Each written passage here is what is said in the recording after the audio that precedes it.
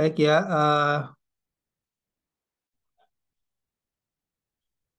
kalau mohon maaf terputus ya barusan ya. Udah aman, Pak. Ini udah bisa ya. Maaf, Udah ini bisa. ya cuaca kita kurang bagus. Jadi kadang bisa naik turun sinyal kita.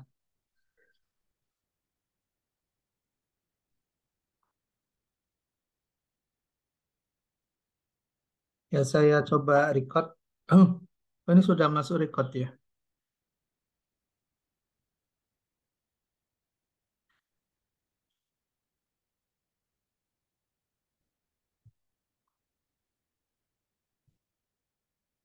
Oke. Eh, Pertemuan yang ketiga ya, saya mulai coba untuk perkenalkan dengan alat analisis, yaitu regresi sederhana dulu. Mungkin ini bagi yang sudah biasa analisis dengan menggunakan analisis pendekatan kuantitatif sudah hal yang biasa ya. Mungkin bahkan ini karena regresi sederhana jadi lebih simpel, lebih mudah dipahami dan bisa diaplikasikan dengan sangat cepat ya bagi teman-teman mungkin mahasiswa yang sudah biasa menggunakannya. Apalagi pada saat skripsi dulu pernah menggunakan alat analisis ini. Oke, mungkin karena ini kita kemarin kita sudah pahami ya kondisinya beragam. Ada yang dari bahasa gitu ya, ada yang dari uh, syariah. Mungkin pengenalan terhadap alat analisis kuantitatif masih ya masih cukup kurang ya, sehingga kita perlu coba updating kembali, kita review kembali, uh, kita coba untuk perkenalkan ya bagi yang belum sempat kenal. Oke ya mungkin dari pertemuan sebelumnya kita sudah ada latihan ya mengenal data. Saya lihat nilainya bagus-bagus gitu ya. 80 ya average 80 lah. Jadi sudah bagus. Oke ya kita lanjutkan dengan bab ini tentang regresi sederhana. Kita akan mengenal beberapa istilah ya. Mungkin bagi yang sudah mengenal kita ulang kembali, tapi bagi yang belum kita akan coba untuk mengenalkan dan coba untuk memahami ya walaupun waktunya sangat singkat sekali. Kita coba untuk menjelaskan tentang koefisien korelasi. Koefisien korelasi, oh ya nanti saya mohon bantu mungkin yang Mas Toat, aktif Mas Toat. Iya, Pak. Aktif, Pak. Aktif ya. Mohon nanti Iya. dibantu jadi co-host saya ya untuk membantu teman. Ada yang bocor suaranya. Sementara dibantu silent dulu untuk kalau nanti misalnya ada pertanyaan boleh boleh hand raise atau boleh langsung bertanya ya. Mas Toat nanti dibantu untuk di mute ya teman-teman yang masih kebuka. Nanti biar suaranya Iya, nggak benturan gitu. Maturun, iya, Pak. Mas Turun. Sami-sami, Pak. Saya lanjut lagi untuk materinya.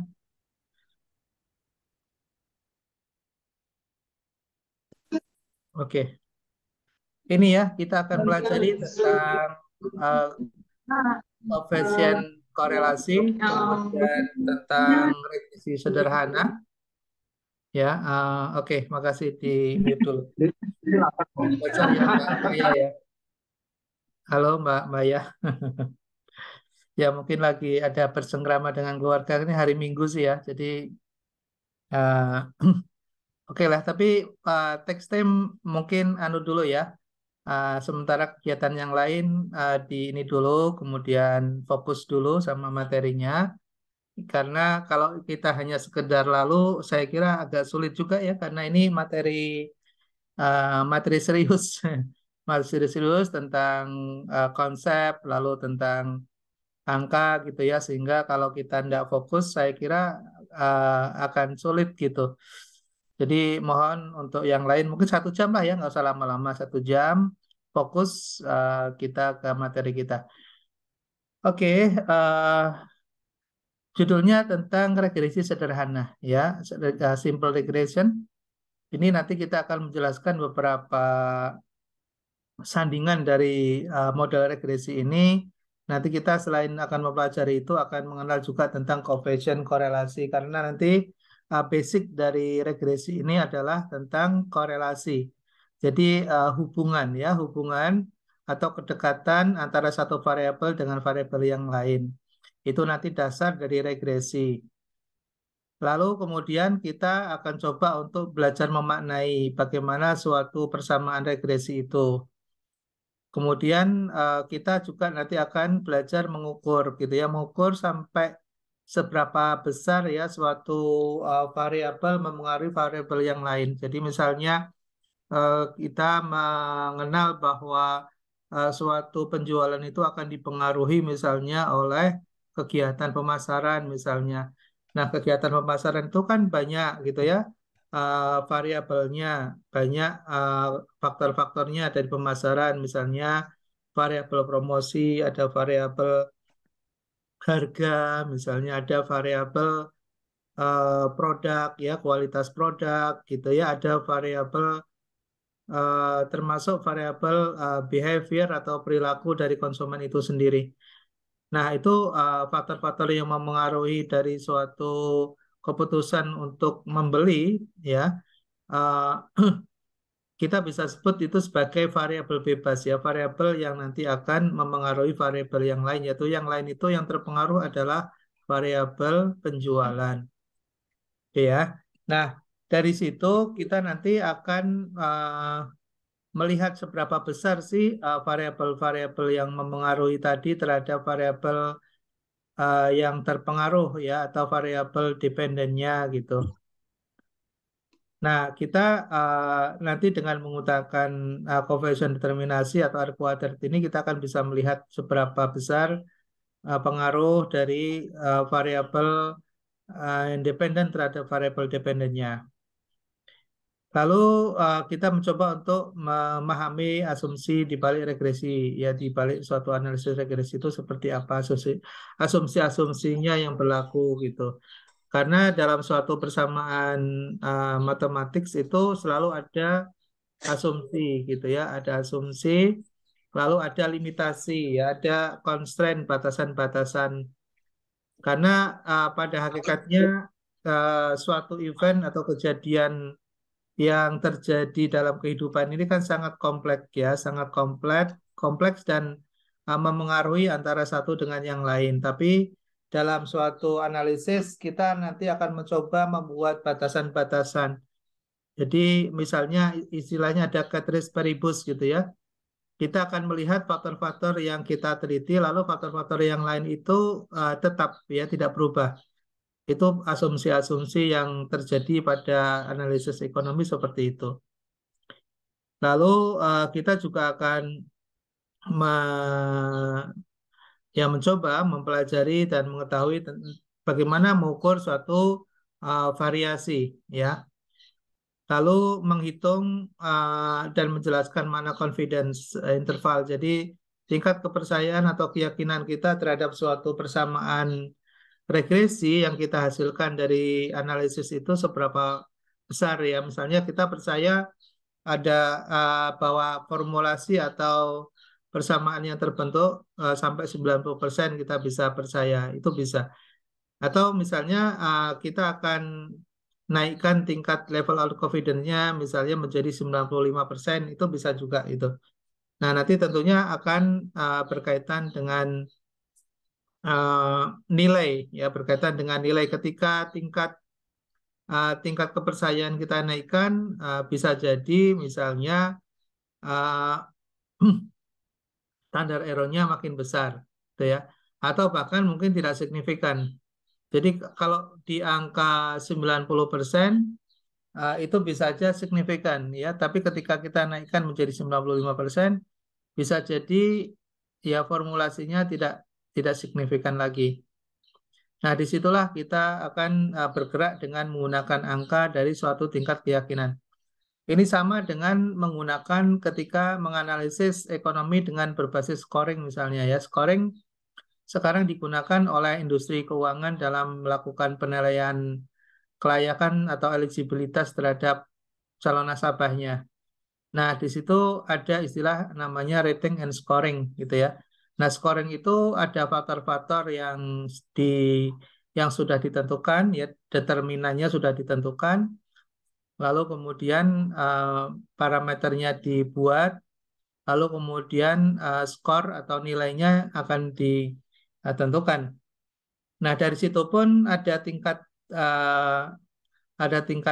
errornya ya, ada tingkat kesalahannya.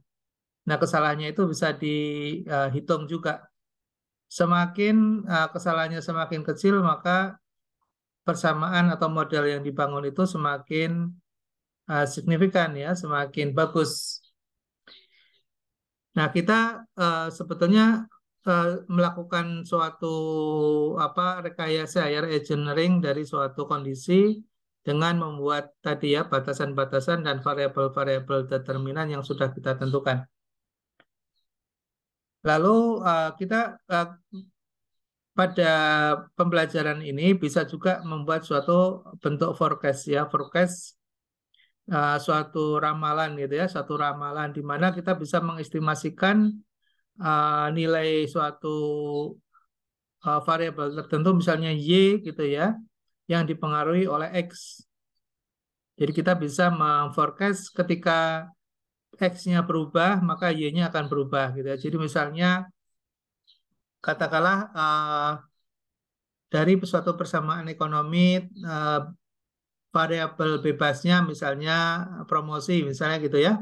Variabel bebasnya promosi lalu penjualannya Y gitu ya.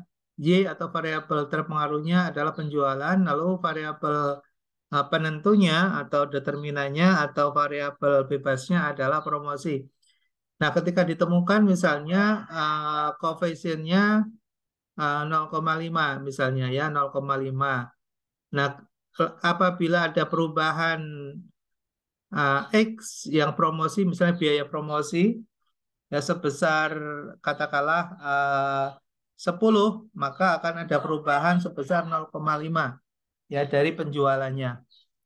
Dari persatuan ya, persatuan nilai yang ada di dalam penjualan. Misalnya gini, penjualan itu dalam ton, misalnya penjualan dalam ton.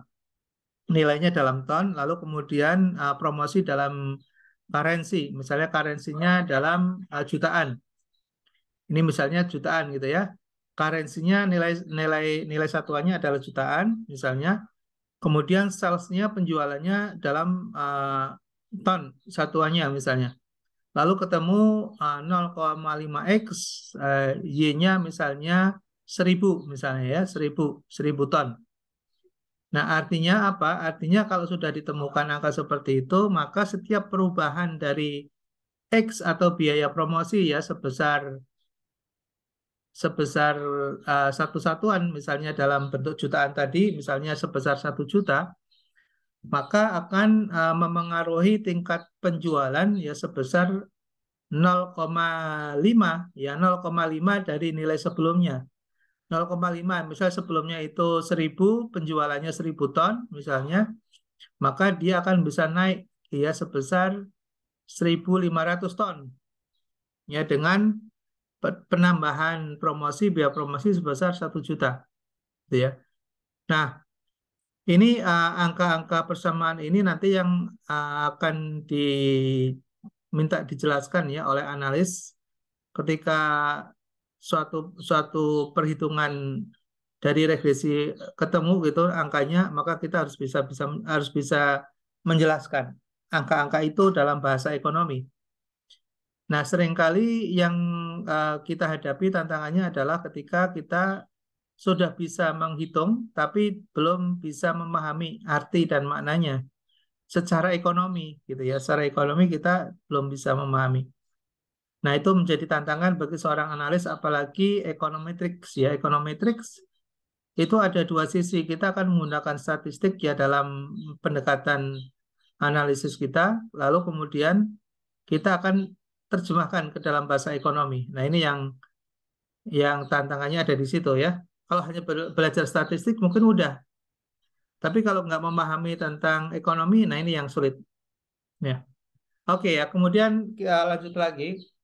analisis korelasi digunakan untuk mengukur kekuatan hubungan. Jadi ada dua yang perlu kita garis bawahi terkait dengan pemahaman tentang korelasi dan regresi. Ini juga bagi pembelajar awal ya, pemula gitu, kadang mengaitkan antara korelasi dengan regresi itu hal yang sama, padahal sangat berbeda gitu ya. Kalau korelasi itu bicara tentang hubungan antara dua variabel, jadi dekat atau jauhnya gitu ya. Jadi makin dekat, itu ya hubungannya dekat atau hubungannya semakin jauh itu. Itu menggunakan analisis korelasi namanya. Nah, karena bicara tentang kekuatan hubungan, maka nilai yang dihasilkan dari korelasi ini semakin besar, maka semakin dekat ya. Misalnya mendekati satu, maka semakin mendekati sempurna. Jadi misalnya ketemu korelasi ya, koefisien korelasi misalnya antara 0,2 dengan 0,9. Kalau ada pertanyaan lebih kuat mana antara 0,2 dengan 0,9? Maka jawabannya pasti 0,9. 0,9 mendekati angka 1. Artinya setiap kali ada pergerakan dari variabel bebas, maka akan berpengaruh sangat dekat ya dengan variabel Y-nya.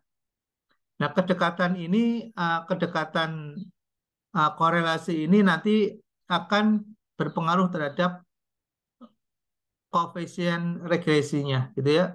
Jadi kalau korelasinya itu kuat, itu biasanya pada umumnya akan berpengaruh terhadap seberapa besar pengaruh. Nah, kalau kita menganalisis koefisien korelasi atau korelasi, ini belum bisa menjelaskan tentang hubungan sebab akibat, gitu ya. Belum bisa menjelaskan tentang hubungan sebab akibat.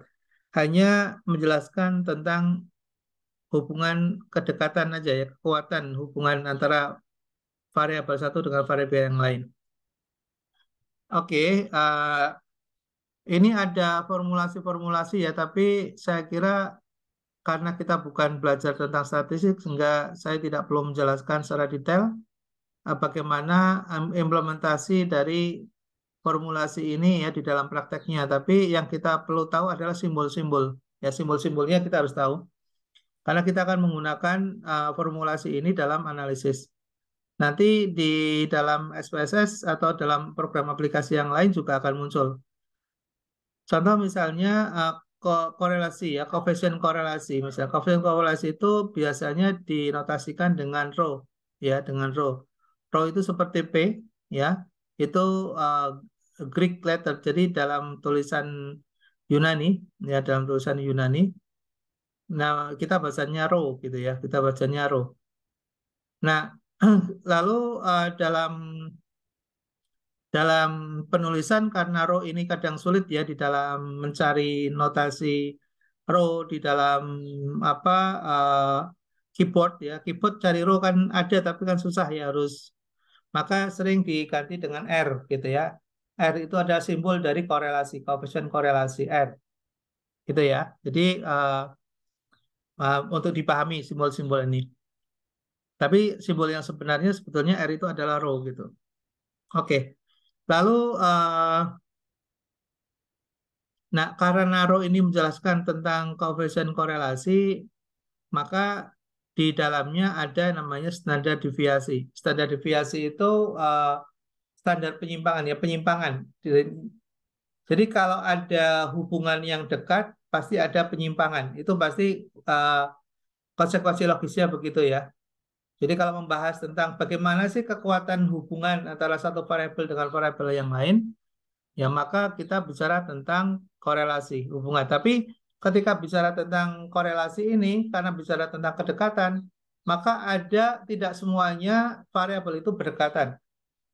Ada yang punya jarak ya, dan hubungannya tidak terlalu kuat. Nah, maka jaraknya antara satu dengan yang lain itu datanya, maka itu disebut dengan standar deviasi. Jadi penyimpangannya, ya penyimpangan atau gap yang terjadi antara antara antara data dengan data yang lain. Nah, lalu ada istilah lain yaitu hipotesis ya. Hipotesis ini nanti yang akan kita uji apakah kita memiliki suatu pemikiran tentang suatu statement tertentu, lalu kemudian kita ingin mengujinya benar atau salah dari analisis awal kita. Misalnya, kita mengatakan bahwa eh, ya bahwa suatu hasil dari penjualan itu akan dipengaruhi dari kegiatan promosi yang dilakukan oleh perusahaan gitu ya. Nah, ketika kita yakin bahwa promosi itu akan berpengaruh terhadap terhadap penjualan misalnya, maka kita bisa membuat sebuah hipotesis ya, hipotesis bahwa promosi berpengaruh terhadap penjualan. Nah, ada hipotesis ya, hipotesis itu ada dua, ada hipotesis nol dan ada hipotesis kerja ya. Nah, ini contoh hipotesis nol. Hipotesis nol itu berarti uh, statementnya adalah tidak. Ya, statementnya adalah tidak. Nah, statement tidak itu berlawanan dengan ya atau yes dan no ya, yes or no. Jadi ketika ada hipotesis nol, kita membuat misalnya promosi, hipotesisnya adalah promosi berpengaruh terhadap hasil penjualan misalnya.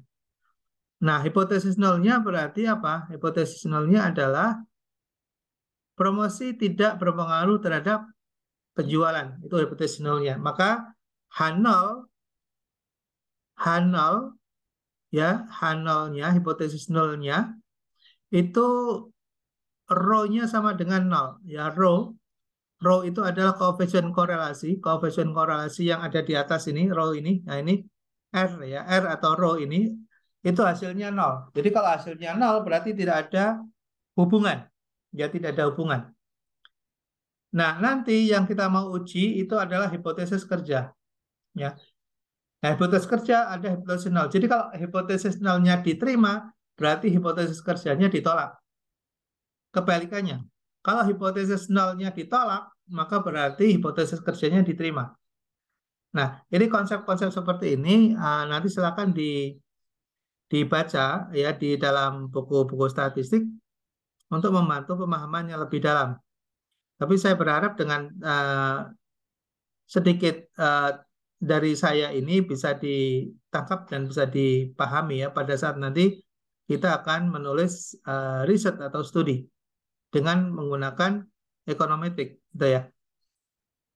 Nah, tes statistik biasanya akan diikuti dengan level of confidence ya, diikuti dengan degree of freedom, dengan uh, seberapa banyak sih sampel yang kita gunakan itu akan berpengaruh gitu ya terhadap tingkat signifikansi dari analisis kita ya, dari formulasi ya, dari suatu hubungan yang sudah terbentuk dalam suatu model atau pola atau persamaan regresi ya, dalam bahasa statistiknya namanya persamaan regresi, itu signifikan atau tidak. Nah, signifikan atau tidak itu nanti akan bisa diuji dengan menggunakan uji T namanya. Ya, ini namanya uji T. Nah, uji T itu rumusnya seperti yang ada di dalam itu ya. Jadi R, R itu adalah rho, tadi koefisien korelasi, dikalikan dengan akar N min 2. Jadi artinya apa? Bahwa jumlah sampel itu akan berpengaruh. Kalau sampelnya semakin banyak, biasanya T-nya akan semakin bagus. N-nya semakin sedikit, biasanya T-nya akan semakin rendah, gitu ya. Nah, ini kita akan lihat suatu distribusi data, gitu ya. Suatu distribusi data yang akan muncul dalam tiga kemungkinan. Ya, akan muncul dalam tiga kemungkinan. Kemungkinan satu, kemungkinan dua, kemungkinan tiga. Kemungkinan satu adalah lower tail test yang sebelah kiri. Yang sebelah kiri dari layar kita, dari slide kita, itu ada alpha, ya. ada alfa yang berada di posisi minus, ya, minus minus T. Jadi nilai tengah ini ada di, jadi data itu akan tersebar. Jadi data yang kita olah itu nanti akan tersebar dan membentuk suatu membentuk suatu kurva, ya, membentuk suatu kurva. Nah, ada kurva normal, ada kurva yang tidak normal, gitu ya. Nah, kalau kalau kurva normal dia akan membentuk seperti gunung gitu ya, terbagi menjadi dua, ada minus dan ada plus, ya. Ada minus, ada plus gitu. Nah, kita sebagai peneliti kita bisa memiliki suatu hipotesis, ya, bisa memiliki suatu hipotesis. Hipotesisnya kita bebas. Misalnya begini, kalau dalam sebuah statement gini, eh, misalnya gini, harga berpengaruh positif terhadap permintaan barang. Misalnya, harga berpengaruh positif terhadap permintaan barang. Artinya berpengaruh positif apa? Kalau harganya naik, misalnya, maka permintaannya akan naik. Nah, itu positif, ya. Itu namanya hubungannya positif.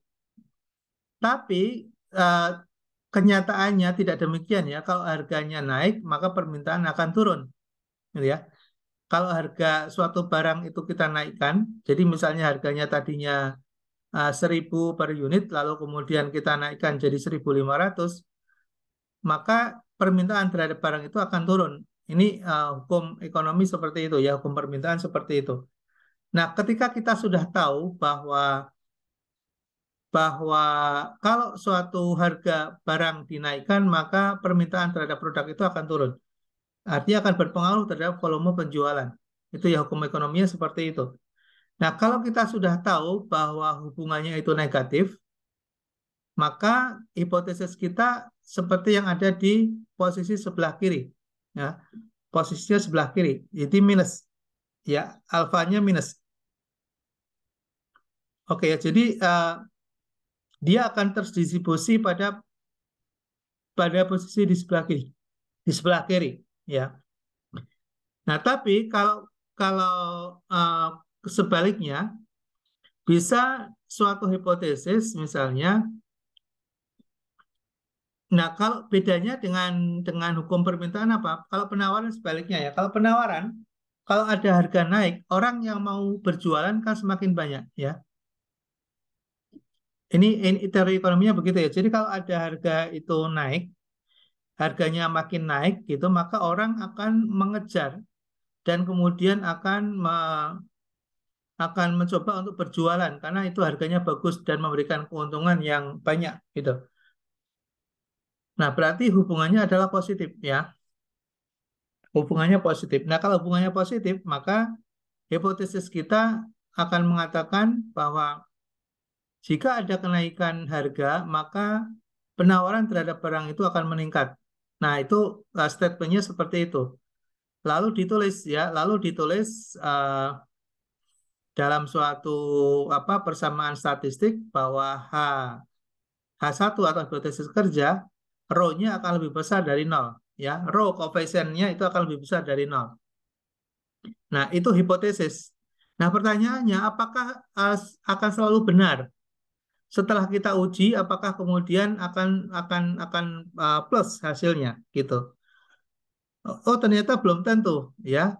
Misalnya, ketika kita menghadapi barang-barang yang tidak elastis, ya, barang-barang yang tidak elastis. Artinya, barang elastis itu ketika ada kenaikan, maka permintaan akan turun. Itu namanya elastis, ya. Kalau kebalikannya, kalau kemudian barang itu harganya naik, maka orang yang berjualan akan makin banyak. Itu namanya elastis. Ya, elastis. Tapi ada produk yang tidak elastis. Misalnya ternyata kita menggunakan uh, produk yang kita produk yang kita uji ini misalnya, ya, produk yang kita uji ini misalnya produknya tidak elastis. Berarti pasar tertentu, ya, dia melihat pada pasar tertentu dan kemudian dia bermainnya pada pada harga. Jadi begini, nanti dampaknya begini, kalau ada suatu produk yang kita analisis lalu kemudian tidak elastis, artinya dia bertentangan dengan hukum ekonomi, artinya bahwa produk itu adalah spesial produk. Nah, kalau spesial produk, maka harganya semakin dinaikkan, justru permintaannya akan menjadi semakin besar. Berbeda, ya. Ini kalau yang kita, mohon maaf ya, mungkin yang tidak memiliki basic teori ekonomi akan bingung nih. Tapi saya kira juga penjelasan saya cukup jelas sih, mudah-mudahan bisa membantu ya. Jadi kita sebagai analis harus memahami tentang hukum-hukum ekonomi itu tadi, itu yang penting. Lalu kemudian ketika kita kemudian menganalisis dan menemukan ya suatu pola yang tidak normal. Misalnya gini ya, tadi contohnya hipotesis kita mengatakan secara normal kalau ada harga naik, maka permintaan akan turun, gitu ya, permintaan terhadap barang itu akan turun. Tapi ketika kemudian kita uji pada suatu produk, gitu ya, ternyata ketika harganya dinaikkan, permintaannya malah justru naik, gitu ya, kan aneh, gitu. Harusnya kan permintaannya turun, harganya dinaikkan kok, gitu. Ya, nah, maka kalau kita sebagai analis, kita akan bisa melihat, ini produk ternyata spesial gitu. Kalau harganya diturunkan, maka permintaannya justru akan turun. Volume penjualannya justru akan bagus. Contohnya apa? Contohnya, ya, ya. Contohnya misalnya, ya kasus kemarin ya, si anak muda yang menghajar David, ya kan? Yang menghajar David itu misalnya, itu pakai mobil apa? Ada yang tahu ya, yang mobil yang dipakai?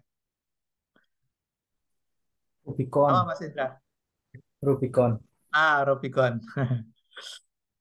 Mungkin sepekalongan ini kita nggak pernah lihat tuh Rubicon di Pekalongan ya, nggak pernah lihat Rubicon itu. Di Pemalang saya lihat, Mas. Malah dilihat ada ya yang pakai ya, Ada. luar biasa ya. Apakah asli penduduk Pemalang atau pendatang dari luar yang datang ke Pemalang gitu? Ya karena harganya bisa 4 miliar ya satu mobil itu. Nah itu kalau kemudian harganya diturunkan, justru orang kaya tidak mau beli. Aneh ya, gitu ya. Ketika harganya diturunkan, mungkin nggak ada orang kaya yang mau beli. Dia jualan satu mobil aja itu bisa sama aja keuntungannya dia bisa bisa menjual 10 mobil biasa gitu, ya. Nah, jadi kalau ada suatu produk kemudian dianalisis gitu dan ternyata hasilnya tidak normal, maka itu namanya spesial. Artinya apa? Kebijakan terhadap produk justru harus dinaikkan harganya. Nanti orang akan penasaran dan mau beli. Sama dengan produk-produk tertentu ya, kalau kalau misalnya kita datang ke supermarket atau apa begitu. Nah, di situ ada ditawarkan tuh 3 produk ya. Ada misalnya produknya tidak jauh berbeda sebetulnya, hampir sama. Misalnya katakanlah ada handphone saja misalnya. Handphone ya dengan fitur-fitur yang tidak jauh berbeda, ya tidak jauh berbeda, hampir sama gitu ya, hampir sama. Yang satu dijual dengan harga misalnya 10 juta, yang satu dihargai misalnya hampir separuhnya 6 juta, yang satu dijual dengan harga 3 juta. Padahal kalau dari sisi HPP mungkin sebetulnya cuma 2 juta. Nah, ketika ada orang membeli, ya ketika ada orang mau membeli, itu akan tergantung pada persepsi. Makanya ada preferensi namanya ya, dalam ekonomi ada namanya preferensi. Maka ketika dia akan membeli gitu ya, kalau dia sudah masuk ke dalam kelas tertentu orang itu secara ekonomi, dia nggak mau beli harga yang 3 juta itu walaupun fitur produknya itu hampir sama, ya, hampir sama gitu. Bahkan kalau boleh dikatakan sama saja lah gitu ya. Sebetulnya fiturnya sama lah katalah ya, fiturnya sama persis bukan hampir sama, sama aja lah, sama. Tapi yang satu dikasih harga 10 juta, yang satu 6 juta dan yang satu adalah 3 juta, yang 3 juta nggak akan dibeli itu, ya. Yang 3 juta itu nggak akan dibeli itu. Orang hanya ada 2 pilihan, 6 juta atau 10 juta. Nah, bagi kelas tertentu itu ya, dia mah nggak mau malah yang 6 juta. Dia akan yakin dan pede sekali yang 10 juta itu pasti lebih bagus gitu. Jadi apa namanya? Itu persepsi namanya, preferensi. Nah, untuk produk-produk yang ditujukan pada sasaran-sasaran tertentu, itu hukum ekonomi justru tidak berlaku. Ya misalnya bahwa harga berpengaruh positif terhadap penjualan. Harganya semakin diturunkan, maka akan penjualannya akan semakin meningkat. Itu belum tentu. Nah, sedangkan hipotesis-hipotesis yang nanti kita akan ajukan ya di dalam suatu penelitian ekonomi, kita harus berbasis pada teori. Ya, kita harus berbasis pada teori. Misalnya tadi, ya hubungan antara harga dengan penjualan itu negatif. Maka ambil yang lower tail test. Ambil yang negatif. Ya, ambil yang negatif, yang sebelah kiri itu. Itu yang sebelah kiri itu. Kalaupun nanti dalam temuan misalnya ternyata positif, nah berarti Anda mendapatkan suatu produk yang spesial, gitu. Bukan berarti penelitinya salah. Oh, ini ternyata misalnya, nah kalau dulu waktu S1, ya apalagi kalau dosanya, mohon maaf ya, mungkin tidak terlalu paham dengan konsep gitu. Wah, ini hipotesisnya ditolak, berarti Anda gagal lah gitu. Kita sering dulu mendengar gitu. Ya, jadi kalau ada hipotesisnya itu gagal ditolak, itu penelitiannya dianggap gagal gitu. Dulu waktu itu konyol banget waktu kita S1 dulu itu, waktu belajar itu, ya. Bahkan ada teman saya itu yang kemudian harus mengulang lagi gara-gara apa? Hipotesisnya ditolak gitu. Nah, padahal dia menemukan sesuatu yang istimewa sebetulnya, ya, dan produknya ternyata spesial. Nah, karena tadi pakai kacamata kuda gitu ya, yang tidak memahami tentang konsep dan substansi gitu, ya akhirnya mahasiswa jadi korban gitu. Jadi korban harus ngulang lagi. Waduh, teman ada yang kasihan seperti itu.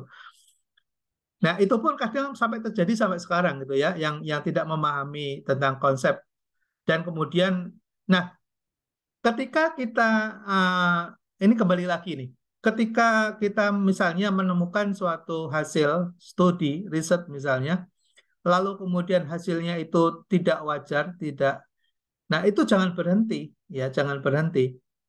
Bahkan itu menjadi sebuah temuan, bisa menjadi sebuah temuan, ya bisa menjadi sebuah temuan. Temuan baru yang kemudian harus diteliti lebih lanjut oleh peneliti yang lain. Nah itu asiknya di penelitian itu sebenarnya nanti di situ ketika kita menemukan sesuatu yang unik, maka peneliti lain akan melakukan penelitian itu lebih dalam lagi dengan mungkin variabel-variabel yang lebih luas, dengan teknik-teknik pendekatan yang berbeda misalnya. Makanya kemudian kenapa kalau kita meneliti itu harus kita publish.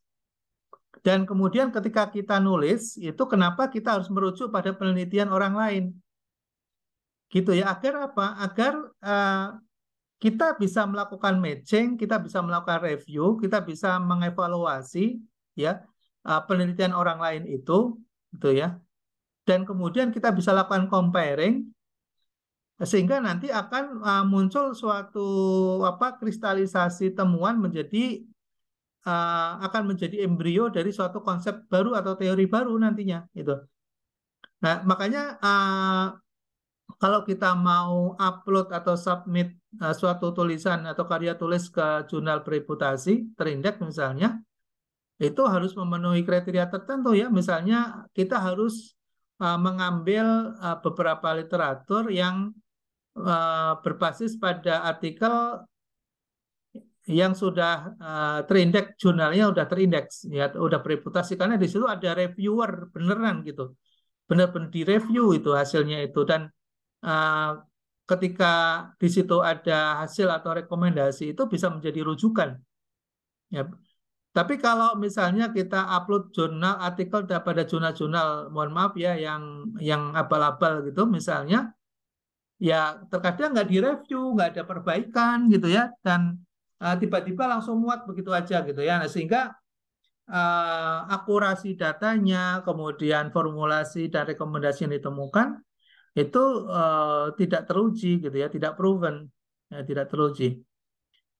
Oke, lalu kemudian yang sebelah kanan, itu kalau ada dua kemungkinan, ya ada dua kemungkinan, ya kemungkinan negatif dan kemungkinan positif, ya ada dua kemungkinan negatif dan kemungkinan positif. Jadi kalau teori Misalnya teori yang ada kemungkinan bisa negatif, bisa positif itu apa? Misalnya rugi atau laba. Jadi misalnya gini, kita membuat suatu hipotesis, misalnya bahwa uh, ketika asumsi-asumsi yang kita gunakan itu tidak berubah, lalu kemudian ada variabel pengubahnya, misalnya, maka akan ada kemungkinan bahwa hasil dari analisis keuangan tersebut akan menghasilkan dua kemungkinan, ya misalnya, yaitu ada kemungkinan rugi atau kemungkinan untung. Nah, kalau ada probability dari dua arah itu, maka gunakan posisi two tails, ya, yang sebelah kanan itu. Itu asumsinya seperti itu. Oke. Lalu kemudian analisis regresi itu digunakan untuk apa, gitu ya? Sebenarnya digunakan untuk apa? Analisis regresi itu digunakan untuk mempredik, ya, untuk meramal, untuk mengestimate, ya, untuk mengetahui apa yang akan terjadi kemudian itu dengan menggunakan variabel-variabel yang terpilih dengan asumsi ceteris paribus. Jadi hanya variabel yang diteliti aja yang akan menjadi pengubah, sedangkan variabel yang lainnya tidak diteliti itu dianggap tetap. Ya, dianggap tetap. Maka kita akan bisa membuat suatu analisis gitu ya, dengan minimal kita menggunakan satu variabel bebas. Minimal satu variabel bebas, gitu ya. Lalu bisa menjelaskan tentang dampak dari suatu perubahan variabel bebas tadi terhadap variabel terpengaruhnya, ya, terhadap dependent variable. Jadi analisis regresi itu bisa menjelaskan dampak perubahan yang terjadi, ya, dari variabel-variabel bebas tadi terhadap variabel tergantungnya.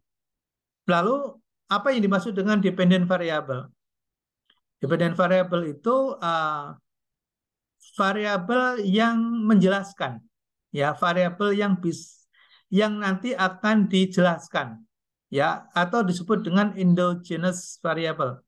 Endogenous variable. Dia endogenous variable, dia terpengaruh, ya. Dia variabel yang nanti akan kita explore, gitu ya, yang nanti kita akan yang nanti akan yang menjadi orientasi kita ingin seperti apakan, gitu ya. Ya misalnya tadi penjualan kan, orientasi dalam bisnis kan misalnya adanya revenue, gitu ya, adanya suatu pendapatan. Nah, pendapatan itu diperoleh dari suatu sales, ya, suatu sales. Maka sales atau revenue itu adalah variabel endogenous, ya, endogenous variable. Karena apa? Karena itu nanti yang uh, menjadi tujuannya, lalu yang memengaruhi tujuan itu apa? Ya, yang memengaruhi dari goals atau variabel yang terpengaruh itu apa? Nah, disitulah kemudian ada variabel-variabel lain yang memengaruhinya, maka disebut dengan independent variable. Ya, variabel yang digunakan untuk menjelaskan atau memengaruhi dari dependent variable. Disebut dengan exogenous variable. Oke, ada istilah endogenous dan ada exo, ya. Nah, berikutnya adalah model dari suatu regresi linear, modelnya. Hubungan antara X dan Y dideskripsikan sebagai sebuah fungsi linear, ya. Fungsi linear berarti fungsinya dia berbanding lurus, ya. Fungsi linear itu berbanding lurus atau berbanding terbalik. Jadi ada nggak yang apa namanya tidak linear? Ada juga. Ya, nanti kita pelajari pada pertemuan berikutnya, ya. Ini kita pelajari yang linear dulu, yang hubungannya itu linear. Oke, ya. Nah, kita bisa menjelaskan bagaimana perubahan dari suatu Y yang diasumsikan yang disebabkan oleh perubahan dari variabel X. Jadi variabel Y ya itu diasumsikan dia akan berubah ketika ada perubahan dari variabel X. Nah, besaran perubahannya itu ada di beta. Ini besaran dari kekuatan pengubahnya ada di beta. Artinya kalau betanya itu semakin besar, maka setiap perubahan dari X itu akan semakin besar memengaruhi dari Y. Itu ya. Jadi kalau betanya ini makin besar nilainya, maka X ini akan memengaruhi Y akan semakin besar. Di mana beta 0 dan beta 1, beta 0 dan beta 1 ini adalah koefisien, ya, koefisien populasi dari model. Oke. Nanti kalau ada yang mau ditanyakan, saya persilakan ya. Oke, ini berikut adalah model dari regresi, ya, model dari suatu regresi. Jadi nanti saudara sekalian kalau nanti membuat suatu analisis dengan menggunakan regresi sebagai basicnya, maka kita nanti akan menemukan suatu model di mana persamaannya seperti yang terlihat di dalam slide ini, ya. Ada Y ini adalah variabel dependent atau variabel yang terpengaruh. Ini adalah variabel yang terpengaruh. Kemudian ada beta. Beta adalah intercept dari populasi yang sifatnya konstan. Ini konstan ya. Jadi berapapun perubahan dari X ini tidak akan berpengaruh terhadap B. B-nya itu konstan. Konstan. Jadi contohnya apa? Contohnya misalnya gini. Misalnya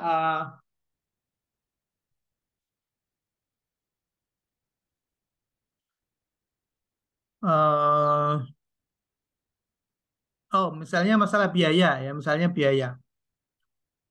Sedangkan Y itu adalah misalnya kita konotasikan atau kita analogikan dengan penjualan misalnya. Y adalah penjualan gitu ya.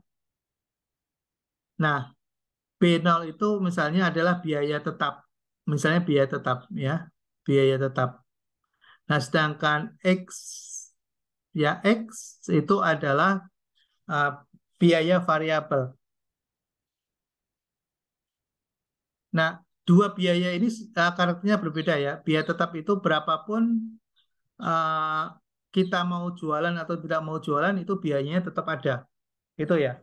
Itu biaya tetap ya. Misalnya kita menyewa ruko atau lapak untuk jualan. Nah, kita mau tutup atau mau buka ya jualan kita, nggak ada peduli gitu ya, itu pasti ada biayanya gitu. Biayanya sudah kita keluarkan, itu namanya biaya tetap. Misalnya kita sewa tempat gitu ya, sewa tetap atau lapak itu 1 tahun katakanlah 12 juta misalnya. Maka berarti setiap bulan kita akan terbebani 1 juta ya. Nah, kita mau buka untuk jualan atau tidak ya, tadi ya nggak peduli, biayanya tetap akan keluar gitu ya, sebesar 1 juta untuk biaya sewa itu. Nah, itu namanya konstan dia tidak berubah ya, dia akan berubah. Nah, biaya variabel itu biaya yang akan berubah sesuai dengan aktivitas yang digunakan.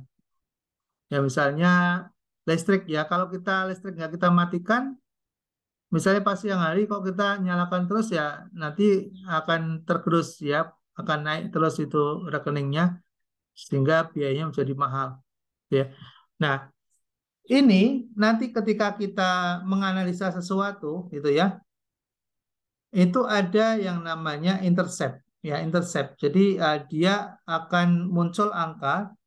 Nah, angka itu nanti akan mencerminkan kalau misalnya yang kita analisis ini adalah dalam bentuk currency satuannya, maka ini akan muncul dalam bentuk currency. Jadi misalnya currency muncul 2 juta misalnya. Ya, atau berapa gitu ya. Nanti akan muncul tetap di sini. Atau misalnya satuan yang kita analisis dalam bentuk misalnya tonase misalnya, dalam bentuk tonase. Ya, maka ini juga akan menunjukkan dari angka tonase misalnya ketemu 1000 misalnya gitu ya. 1000 berarti 1000 ton artinya. Ya tergantung dari data ya, tergantung dari data yang akan menjadi satuan dari data ini. Oke ya, kemudian yang B ini adalah slope coefficient atau koefisien regresi. Ini adalah koefisien regresinya.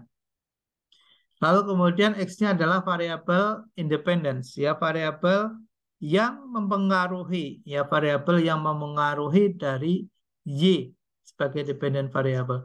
Lalu di sini ada epsilon, ya epsilon ini adalah random error term atau variabel-variabel yang tidak diteliti. Semakin besar E-nya, ya maka berarti mengindikasikan bahwa nilai yang tidak diteliti itu jumlahnya makin besar. Nanti ini akan berpengaruh terhadap tingkat signifikansinya. Kalau ini semakin tinggi nilainya, maka signifikansinya akan semakin rendah. Itu nanti akan muncul ke situ. Nah, kalau di dalam bentuk tabel, ya dalam bentuk tabel, regresi itu bisa tergambarkan seperti yang ada di dalam slide ini. Ini kalau dalam bentuk tabel. Jadi tabelnya garis linear seperti ini, ya ini garis linear. Ya garis linear. Nah, intercept itu ada di mana? Intercept itu ada di sini nih, yang intercept ini tadi. Jadi berapapun dan apapun pergerakan dari X ya, dari X itu dia sudah terkena dulu ya interceptnya. Ya, semakin besar atau semakin kecil ini. Jadi ini perubahan apakah kemiringannya semakin tajam atau semakin landai? Kalau kemiringannya itu semakin tajam, berarti perubahannya semakin besar ya. Setiap kali ada X yang berubah, maka Y-nya akan berubah secara lebih besar. Kalau ininya semakin warna merahnya itu semakin tajam ya, semakin tajam itu berarti dia akan naik ke sana itu semakin tajam. Jadi kemiringannya semakin miring ya, dari angka misalnya ini 45 derajat, kemudian 50 derajat dinaikkan lagi menjadi 60 derajat misalnya kemiringannya, maka artinya semakin miring ini, ya tingkat kemiringannya semakin besar, artinya koefisiennya itu semakin besar, pengaruhnya semakin besar. Jadi berubah sedikit aja X itu Y-nya langsung naik. Jadi kalau ini bisa digeser, ya saya geser nih. Yang tadinya itu landai, naikkan ke atas begitu, maka otomatis pergerakan X yang di bawah itu sedikit aja, itu langsung berpengaruh besar terhadap Y-nya. Oke ya, jadi kalau orang kayak Mas Sakti, ya Mas Sakti ini melihat gini udah langsung bisa kebaca ya. Ya kalau orang yang biasa main di matematik atau di statistik, itu gambar begini udah langsung bisa bicara ini, ya bisa langsung bisa diartikan gitu ya. Nah ini slope-nya tadi ya, slope-nya. Jadi kalau slope-nya ini makin landai, dia makin turun, maka semakin kecil tingkat kemiringannya, yang artinya berarti dampak dari perubahan X itu tidak begitu berarti bagi Y. Ya misalnya diturunkan ke bawah gitu, diturunkan ke bawah, maka ya perubahan dari X ini, yang misalnya digeser aja dari titik yang biru ini ke sini ke biru yang berikutnya ini, nah pergerakan dari Y-nya itu tidak signifikan. Ya, tapi kalau ini ditarik ke atas, ya tadi bergerak aja dari X1 ini ke gerakan sedikit aja, maka Y-nya dari titik yang warna merah ini dia akan langsung naik set gitu ya. Oke. Terus berikutnya adalah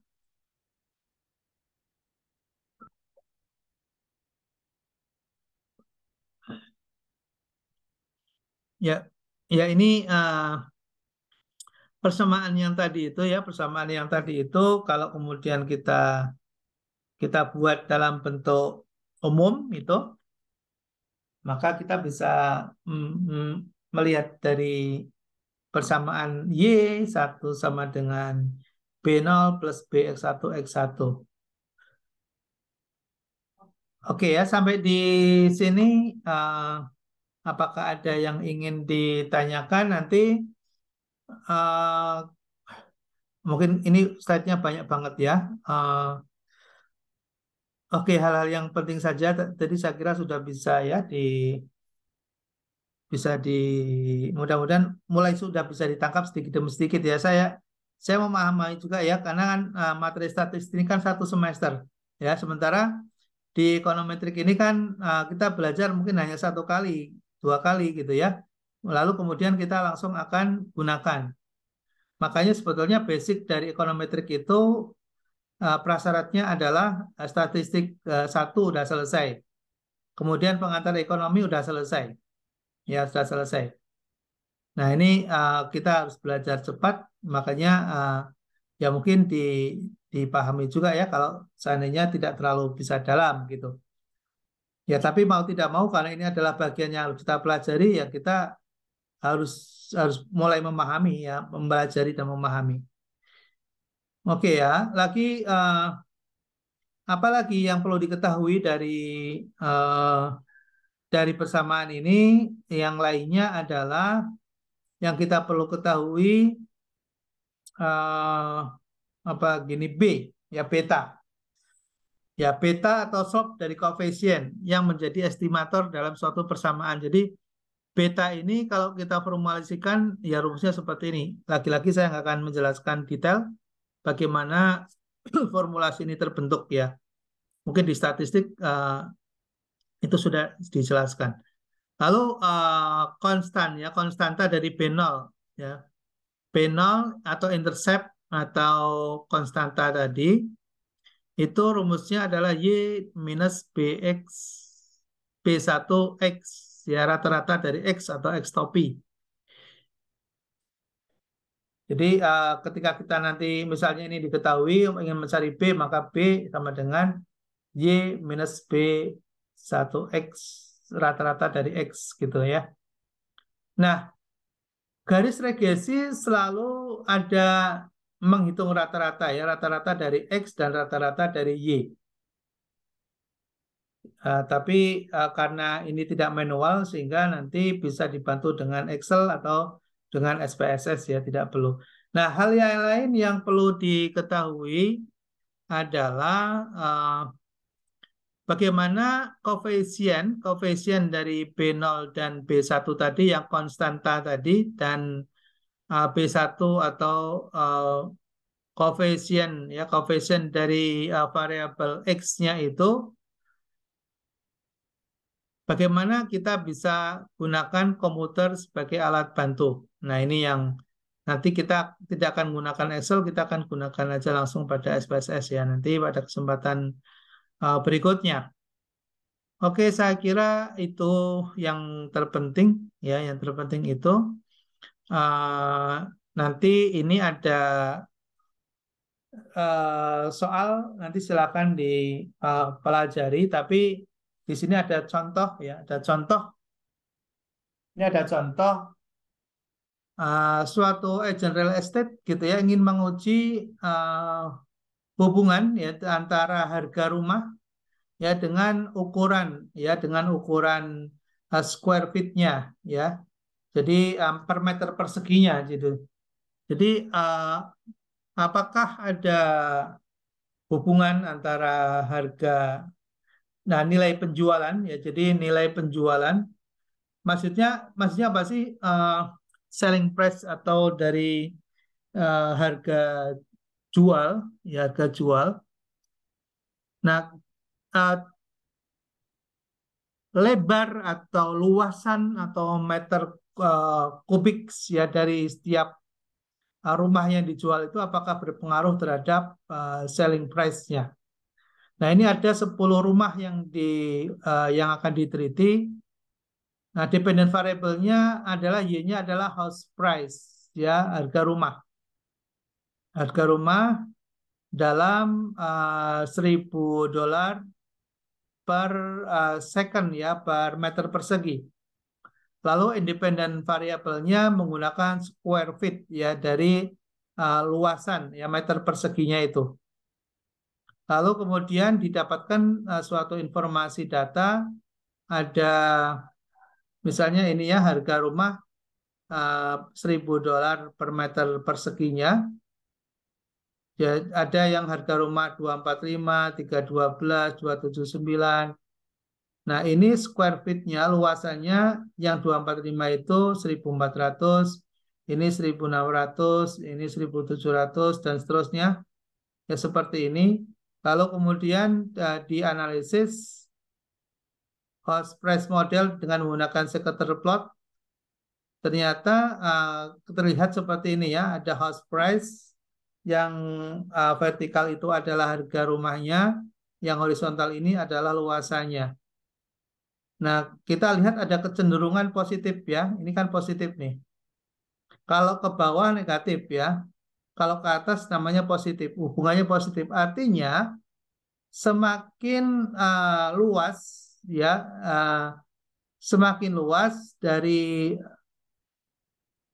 meter persegi dari rumah yang dijual itu akan berpengaruh terhadap harga rumah ya, house price-nya. Nah, ini jadi kalau ini misalnya gini, ini kalau kita temukan titiknya, koordinatnya antara 200 dengan 1000, mungkin 1100 ya di sini. Lalu ketika luasannya naik misalnya menjadi 1500, ini harganya juga naik gitu ya.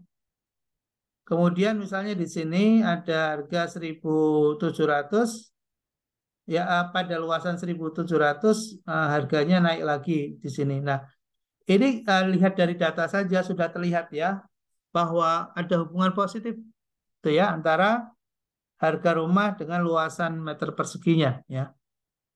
Nah, maka kita untuk bisa melihat seberapa pengaruh gitu ya harga yang disebabkan oleh luasan dari rumah yang bersangkutan. Nah, maka bisa dilakukan dengan uji linier ya, regresi linier ya.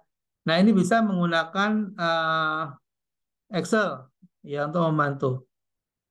Ya, dengan cara seperti ini, kemudian nanti akan muncul output Excel-nya. Output hasilnya akan muncul seperti ini. Ini sama juga kalau kita analisis dengan menggunakan SPSS juga akan sama. Oke. Nah, di sini ada coefficient. Kita ingin mencari berapa nilai rumah ya house price-nya ini. Kita akan mencari ini. Nah, datanya diketahui dari konstantanya 98. Ini ambil dari sini ya. Intercept-nya itu 98. Ya, artinya harga rumah itu akan muncul gitu ya di angka 98 sebelum ada pengaruh luasan gitu ya. Luasan square feet-nya. Nah, semakin dia memiliki koefisien 0,1 ya, koefisien 0,1. Ini square feet-nya adalah 0,1. Ini ada di sini. Ya, 0,1. Artinya kalau ada perubahan terhadap square feet ya persatuan, maka akan berpengaruh terhadap harga rumah sebesar 0,1 ini. Ini yang disebut dengan leverage ya. Jadi ada dongkrakan harga ketika ada luasan atas rumah itu meningkat. Dan sebaliknya, kalau dia turun, maka house price-nya juga akan turun. Nah, kalau kita lihat yang dari gambar scatter plot tadi, lalu ditarik garis, maka garisnya akan seperti ini. Ini slope-nya ada di 0,1, intercept-nya ada di sini, ya di 98. Ya, ini angka 50, 100, nah ini ada di sini intercept-nya. Nah, persamaan umumnya adalah house price-nya 98,24 plus 0,1 sekian square feet-nya. Oke ya, ini grafiknya seperti ini. Oke ya, nah di sini kita akan belajar membaca dari hasil tadi. Ya, membaca dari hasil tadi. House price 98,24833 plus 0,10977 square feet. diestimasikan dengan rata-rata nilai Y ketika X-nya adalah 0, ya ketika X-nya adalah 0, X-nya itu berarti ini ya, square fat-nya ini adalah 0 misalnya, maka nilai rumah itu, ya harga nilai rumah itu adalah 98. Ya, ini 98. Nah, ketika ada perubahan ya terhadap harga, terhadap luasan, maka akan dipengaruhi sebesar 0,1. Ya, akan dipengaruhi sebesar 0,1 setiap perubahan X terhadap Y-nya. Oke, nah kita coba lihat di sini ya contoh. Misalnya di sini contoh B1-nya ya, B1 ini kan tadi 0,109 tadi ya.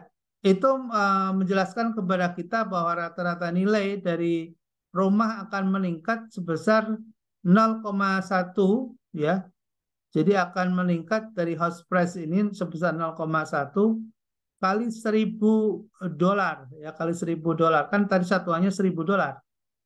Maka berarti berapa nilai perubahan dari harga rumah sebesar 109 US dollar ya, 109 US dollar. Jadi kalau ada perubahan ya terhadap square feet-nya satu satuan, maka akan berpengaruh terhadap harga rumah ya sebesar dikalikan dengan koefisien regresinya. Oke. Sampai di sini mungkin ada yang mau ditanyakan. Ini penjelasannya sama tapi dengan menggunakan pendekatan statistik. Oke, satu lagi ya, karena ini untuk memenuhi tadi ada koefisien determinasi. Ini adalah R kuadrat, simbolnya R kuadrat. Nah, R kuadrat itu menjelaskan tentang berapa porsi ya variasi yang bisa dijelaskan oleh variabel bebas terhadap variabel tergantungnya. Jadi berapa persen sih pengaruh X ya terhadap Y-nya tadi. Jadi itu R rumusnya atau formulasinya atau simbolnya menggunakan R. R itu adalah koefisien determinasi. Oke ya, nanti oke. Nah, apalagi? Oh, ini. R diambil dari mana? R diambil dari perhitungan dengan menggunakan SPSS atau pakai Excel juga bisa. Kita ambilnya dari R square. Ya, R square. Karena ada multiple R, ada adjusted R square. Nah, yang kita ambil adalah yang R square atau R kuadrat ini ya. Ini yang kita ambil. 0,58 ini ya. Nah, kalau kita mau hitung secara manual, 0,58 itu dapatnya dari mana? Dapatnya dari regression, nilai regresinya 18934 dibagi dengan ini totalnya, ya dibagi dengan total variannya 326, temunya 0,58. Atau ketemu bacanya 58%, ya bahwa perubahan harga rumah itu dipengaruhi atau dijelaskan oleh perubahan dari luasan, ya luasan rumahnya, square feet-nya, gitu ya. Jadi ternyata harga rumah itu dipengaruhi oleh luasan dari rumah yang bersangkutan. Ya ini R kuadrat ya, menjelaskannya seperti itu. Oke, kemudian apalagi? Oh, standar error. Ya, standar error. Ini yang di luar kita yang perhitungkan tadi, maka ada E ya, standard error estimation yang di belakang tadi. Jadi kalau ini kalau bisa jangan terlalu besar. Jadi kalau semakin besar ya mengindikasikan penyimpangannya semakin jauh. Ini sebagai contoh misalnya yang small ya, standar error ini bagus ya. Jadi variasi dari data itu tidak jauh dari rata-rata ya, dari average. Ini kan ada average-nya di yang garis lurus ini, average. Nah, sementara yang sebelah kanan ini variasi datanya seperti ini ya, jauh dari rata-rata ini. Ya, kalau dari sisi kualitas mana yang bagus, maka yang bagus ada yang sebelah kiri ya. Karena datanya dia tidak tersebar terlalu lebar.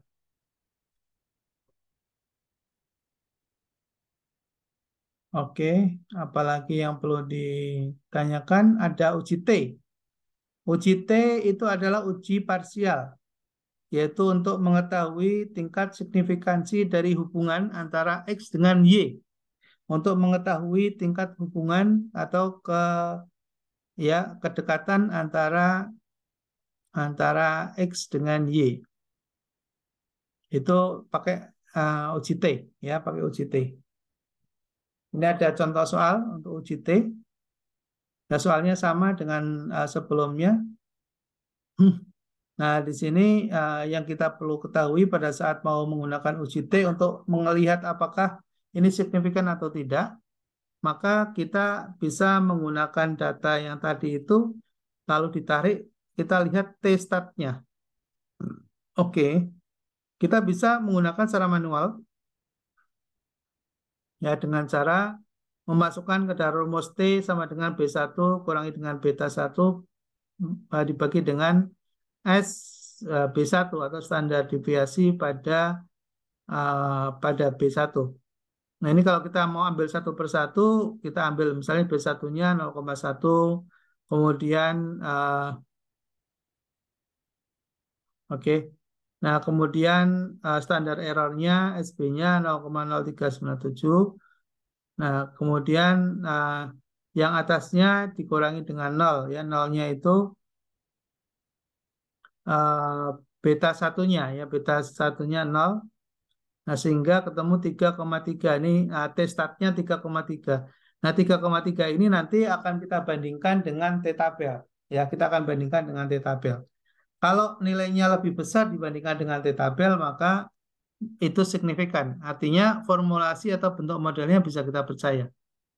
Ya, pada tingkat kepercayaan tertentu, misalnya 95% atau 90% gitu, tergantung nanti T-nya. Ya, T yang mau kita ambil itu pada T alfa berapa persen.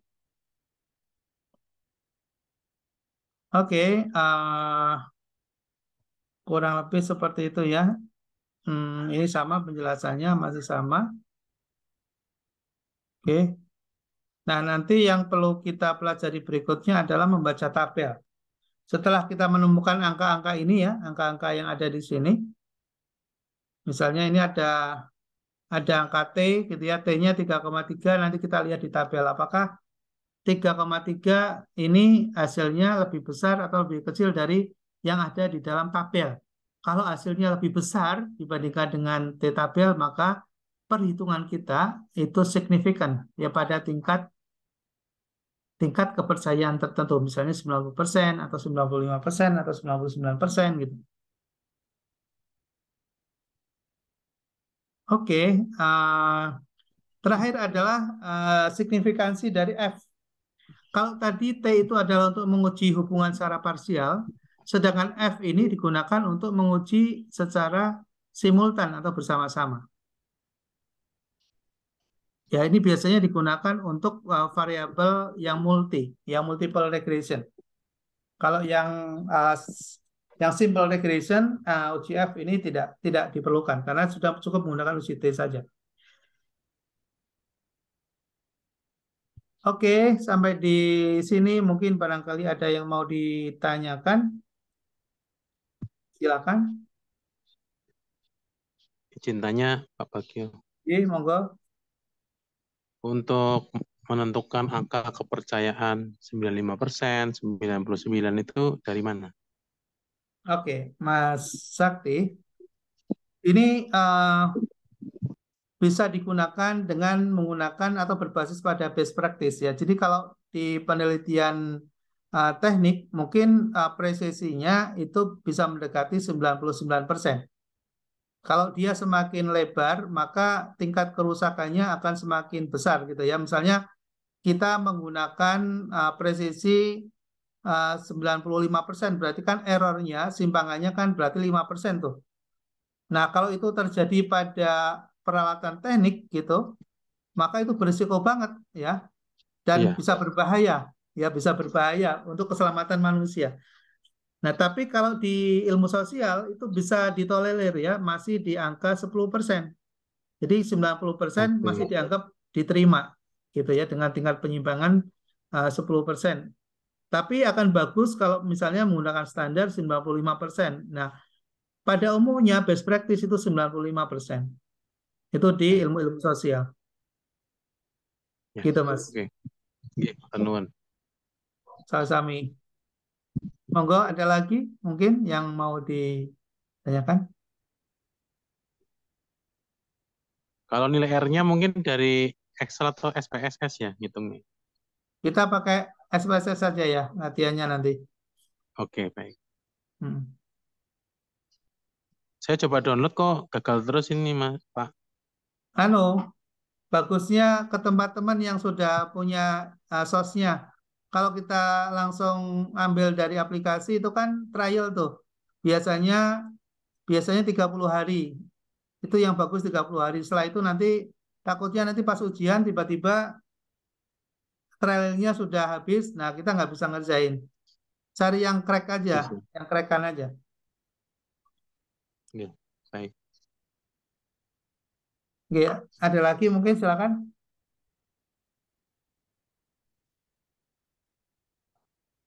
Oke ya, kalau nggak ada mungkin kita cukupkan sampai di sini. Silakan bisa dipelajari kembali dan kita bisa lanjutkan pekan depan. Mudah-mudahan tidak ada halangan, semuanya bisa ikut. Terima kasih. Kita tutup bersama dengan bacaan hamdalah. Alhamdulillah. Alhamdulillah. Alhamdulillahirrahmanirrahim. Assalamualaikum warahmatullahi wabarakatuh. Waalaikumsalam Waalaikumsalam warahmatullahi warahmatullahi wabarakatuh. Terima wabarakatuh. kasih Pak Terima Bagio. kasih semuanya, Terima makasih. kasih, Selamat Sehat-sehat semuanya. akhir pekan. Ya, Mas Toat di mana nih Mas Toat? Di Jakarta apa di Pekalongan, Mas? Di Pekalongan Pak. Asli Pekalongan ya? Jadi Pak asli Pekalongan. Oh, di Panjang Pak. LPDP Dekat di mana, kampus. Mas? LPDP-nya? Dalam di LPDP-nya di Direktorat apa? Direktorat Syariah Pak. Direktur Hasil sama Mas Ari Permana. Jadi bareng Pak Ari Permana Pak. Itu sama beliau. Oh, salam ya kalau ketemu. Jadi Pak. Kemarin Di mes ya Pak. mau, iya kemarin mau saya undang, tapi apakah suratnya sampai atau enggak ya? Untuk kegiatan Oh, di Semarang, untuk Munas, ada saya Munas infokan di. Pak atau bisa share ke saya Pak nanti sampaikan beliau Pak. Oh iya, saya share ya Mas ya nanti ya. Jadi, Pak. Itu Kegiatannya nah, sampaikan beliau. 2 minggu, masih 2 minggu, masih lama sih. Tapi Jadi saya insya kalau Allah Pak nanti kita sampaikan.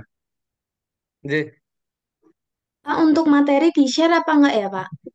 oh, saya share di e-learning ada ya, bisa diambil ya di e-learning ya. Iya, soalnya jujur kalau saya pribadi kurang begitu memahami statistika. Ya, memang harus ini Mbak. Eh, Jadi Bisa. rada, aduh ini apa ya, gitu. Dan pernah belajar statistika, cuma kan udah lama banget nggak pernah dipakai, nggak pernah di apa buka-buka lagi. Jadi ini apa, ini apa gitu kurang paham. Jadi, Anu aja, mentoring aja sama Mas Barata tuh, sama Mas Sakti. oke.